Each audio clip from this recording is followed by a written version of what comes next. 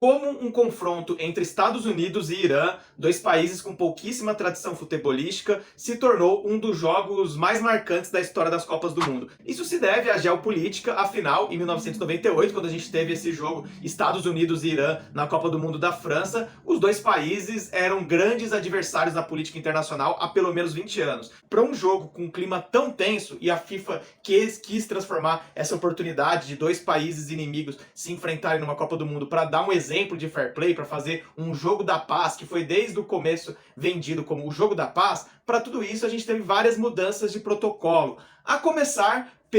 pelos presentes trocados no começo do jogo. O comum é uma troca no máximo de uma flâmula, né, entre os capitães das duas equipes. Nesse caso, o Irã entregou buquês de flores para os americanos, fez esse gesto muito bonito, né, mostrando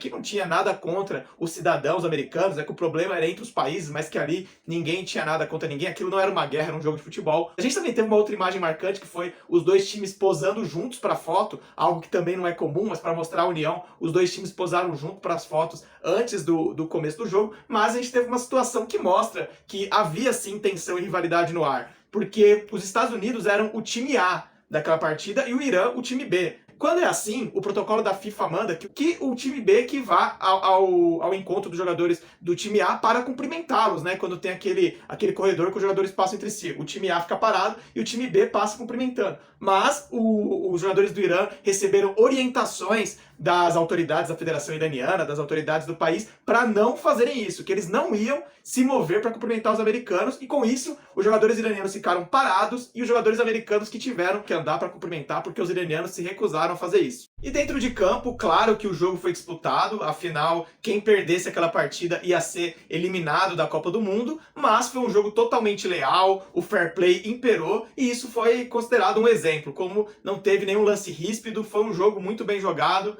tudo num clima muito tranquilo, apesar de toda a tensão que aquela partida carregava, e quem levou a melhor nesse jogo bem disputado foi a seleção iraniana. O Irã tinha em campo o seu grande artilheiro histórico, o atacante Ali Daei, mas quem marcou os gols da seleção iraniana foram o Estili, aos 40 minutos do primeiro tempo abrindo o placar, e depois o Madavikia ampliando, fazendo 2-0 para o Irã aos 39 minutos do segundo tempo. Aí os Estados Unidos ainda descontaram, aos 42 minutos do segundo tempo, o McBride marcou para a seleção americana, mas não deu tempo de reagir. O placar terminou 2-1 para o Irã, uma zebra, os Estados Unidos eram favoritos, o Irã que venceu, e essa foi a primeira vitória do Irã na história das Copas do Mundo. O Irã venceu essa partida e depois só foi vencer um jogo de novo em Copas 20 anos depois, em 2018, quando venceu a seleção do Marrocos.